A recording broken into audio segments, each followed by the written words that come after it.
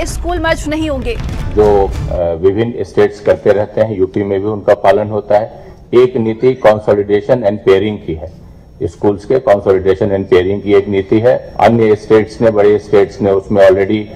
पहल की थी और उसके बड़े अच्छे परिणाम रहे हैं। यूपी में इस साल हम लोग उस पर पहल कर रहे हैं।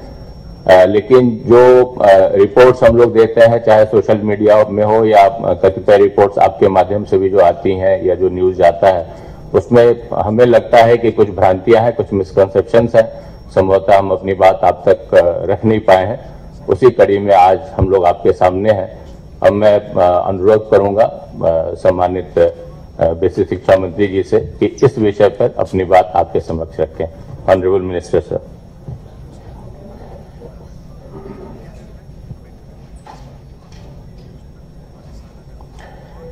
आज यहाँ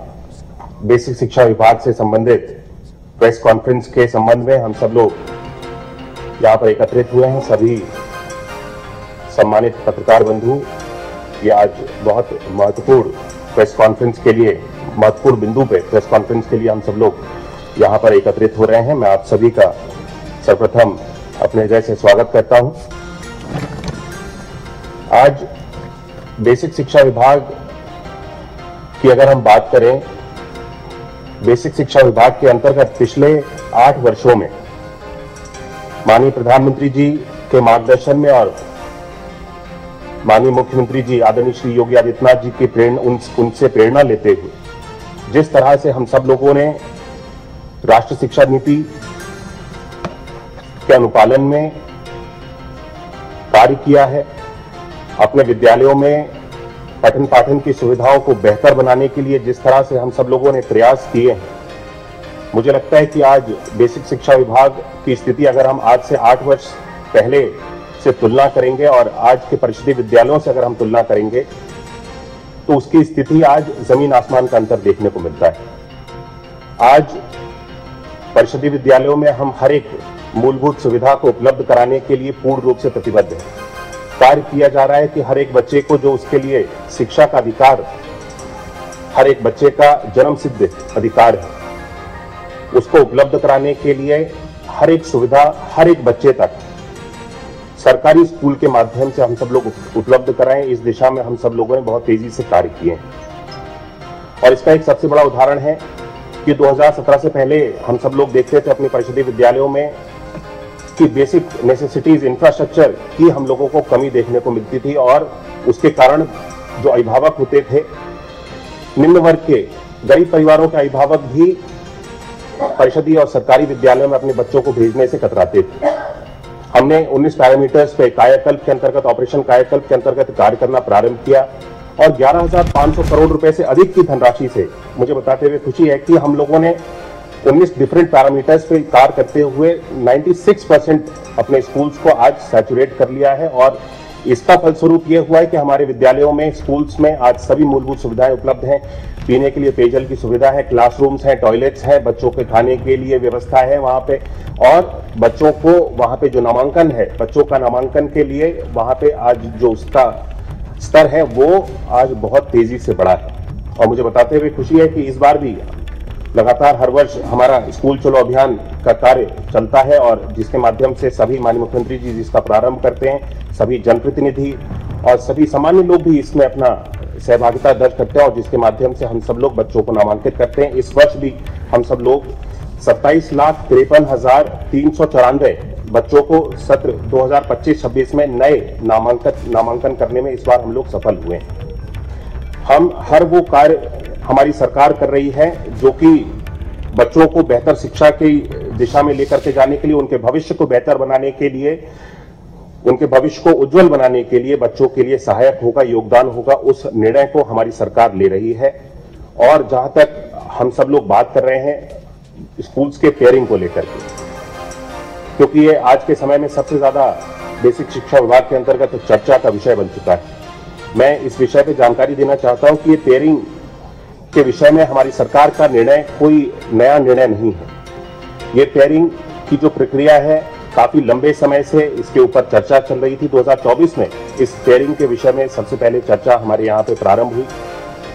जिसके ऊपर बैठकें की गई और जिसपे अलग अलग समय पे अलग अलग जगहों पे बैठकों को आयोजित किया गया। विभिन्न जिलों पर भी इसकी जानकारियों को एकत्रित किया गया। उसके बाद में ये सारी जो पेयरिंग की प्रक्रिया है इसको पूर्ण करने के लिए हम सब लोग आगे बढ़े हैं। उत्तर प्रदेश कोई पहला प्रदेश नहीं है जो इस पेयरिंग की प्रक्रिया के साथ में आगे बढ़ रहा है। पूर्व में भी कई प्रदेशों में, क्योंकि एनईपी के अंतर्गत भी संसाधनों के बेहतर उपयोग के लिए इसको उसमें मेंशन किया गया है और अपने संसाधनों को हम किस तरह से बेहतर प्रयोग कर सकते हैं और बच्चों के भविष्य के लिए उसको बच्चों के भविष्य को और उज्जवल बनाने के लिए उसको किस तरह से हम लोग बेहतर इस्तेमाल कर सकते हैं, इसको दृष्टिगत रखते हुए हम ये पेयरिंग का निर्णय लिया गया है। पिछले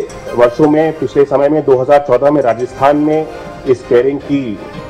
जो प्रक्रिया है इसको पूर्ण किया गया, जिसके अंतर्गत 20,000 विद्यालयों को पेयर किया गया।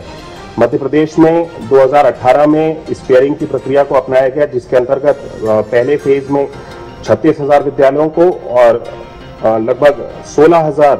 समेकित परिसरों को वहां पर निर्मित किया गया। ओडिशा में 2018-19 में इसको किया गया, जिसके अंतर्गत 1800 विद्यालयों को पेयर किया जा चुका है।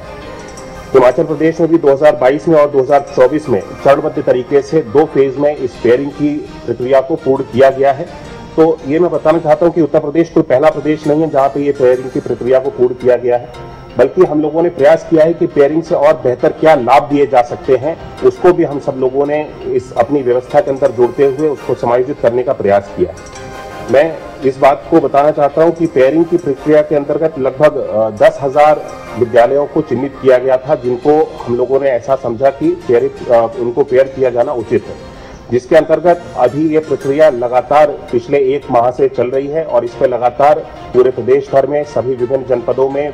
जनपद स्तर के सभी अधिकारियों के स्तर पे, जिलाधिकारियों के स्तर पे, जिला के बीएसएस के स्तर पे, सीडीओस के स्तर पे लगातार हम लोग बैठक भी कर रहे हैं और जिसपे पेयरिंग को बच्चों के हित के लिए, बच्चों के हित के लाभ के लिए ही इसको किया जाए, इसको हम सब लोग पूर्ण रूप से सुनिश्चित कर रहे हैं। जिसके अंतर्गत ये देखा गया है कि जो विद्यालय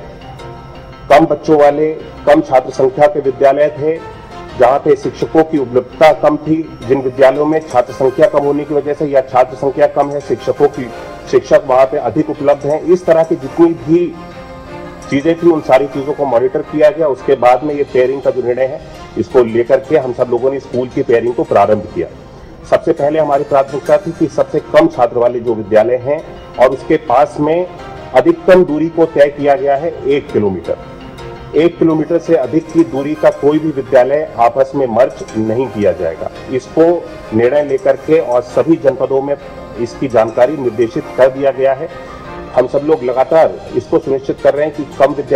छात्रों वाले विद्यालयों को, कम संसाधन वाले विद्यालयों को ही मर्ज करके हम उन विद्यालयों में मर्ज करें जहां पे अधिक संसाधन उपलब्ध हैं उस विद्यालय में, ताकि बच्चों के पठन पाठन के लिए वहां पे बेहतर सुविधाएं उपलब्ध हो सकें, बेहतर संसाधन उपलब्ध हो सकें। डिजिटल संसाधन जिन विद्यालयों में अच्छे उपलब्ध हैं उन सभी विद्यालयों में हम सब लोगों ने मर्जर करके विद्यालयों को मर्ज करने का प्रयास किया है। ये सुनिश्चित किया है कि छात्रों की और शिक्षकों का जो अनुपात है, यानी पीटीआर जो है, पीटीआर को बराबर रखा जा सके। छात्रों और शिक्षक का जो अनुपात होता है वो बराबर रहे। 30 बच्चों पे प्री प्राइमरी में 30 बच्चों पे 1 शिक्षक का और अपर प्राइमरी में 35 बच्चों पे 1 शिक्षक का जो अनुपात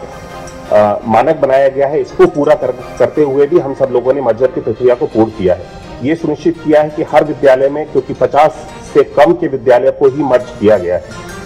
वहां पे ये सुनिश्चित किया गया है कि हर विद्यालय में मिनिमम 3 अध्यापक, 2 सहायक अध्यापक और 1 शिक्षा मित्र की नियुक्ति अवश्य की जाएगी, जिससे कि पठन पाठन के कार्य को पूर्ण रूप से अच्छी तरह से संचालित किया जा सके और बच्चों के ऊपर जो शिक्षकों के लिए एक अनुपात है वो भी, जैसे कि मैंने बताया, 30 बच्चों पे और 35 बच्चों पे प्राइमरी और अपर प्राइमरी पे, उसको हम लोग पूरा कर सके। इसको देखते हुए इस मर्जर की प्रक्रिया को हम सब लोगों ने आगे बढ़ाया है। इस चीज को मैं स्पष्ट कर देना चाहता हूं कि पिछले दिनों में कई सारे लोगों से ये सारी इस तरह की जानकारियां मिली कि सरकार स्कूल्स को बंद करने जा रही है। मैं स्पष्ट करना चाहता हूं कि बेसिक शिक्षा विभाग के अंतर्गत जितने भी हमारे संचालित परिषदीय विद्यालय हैं, लगभग हमारे पास में 1,32,886 विद्यालय हमारे पास में परिषदीय बेसिक शिक्षा विभाग के अंतर्गत संचालित है। ये सभी 1,32,886 विद्यालय पूर्ण रूप से अभी भी संचालित रहेंगे। इन सभी विद्यालयों का यूडाइज कोड है और जो विद्यालय मर्ज किए गए हैं, क्योंकि मर्जर का अभी ये प्रक्रिया लगातार चल रही है, जैसा कि मैंने बताया कि कुछ जिलों में मर्ज करने के बाद 1 किलोमीटर के हम सब लोगों ने निर्देश दिए कि 1 किलोमीटर से अधिक की सीमा अगर स्कूल को मर्ज किया है वो नहीं होनी चाहिए। अगर उससे अधिक है तो उन सभी स्कूल्स को, छात्रों को हम सब लोग कोई भी नुकसान नहीं देना चाहते हैं। छात्रों को विद्यालय में पहुंचने के लिए सुविधा हो, किसी भी तरह की असुविधा जहां पर भी हो रही है, इसके सख्त निर्देश दिए गए हैं। उन सभी विद्यालयों को वापस अनपेयर कर दिया जाएगा, यानी 1 किलोमीटर से अधिक की अवधि या फिर वहां की भौगोलिक कोई भी परिस्थिति इस तरह से हो। उत्तर प्रदेश में ऐसे बहुत सारे दूरस्थ इलाके हैं जहां पे बच्चों को आने जाने में दिक्कत हो सकती है, वहां पर भी इन सारी चीजों का ध्यान रखा गया, जैसे कि बुंदेलखंड है और भी हमारे काफी सारे इस तरह के इलाके हैं जहां पे नदी, नाले, पुल या इस तरह की कोई असुविधा, मतलब बच्चों को असुविधा हो रही है विद्यालय जाने में, वहां पे सख्त निर्देश दिए गए हैं कि वो विद्यालय भले ही अगर हम कम छात्रों का विद्यालय भी चला रहे हैं तो वो कम छात्रों का विद्यालय भी चलता रहेगा। बच्चों की जो शिक्षा के लिए, उनको बेहतर गुणवत्ता की शिक्षा देने के लिए हमारी प्राथमिकता है। हम और चलिए उत्तराखंड की खबरों में आगे बढ़ते हैं। हरिद्वार से खबर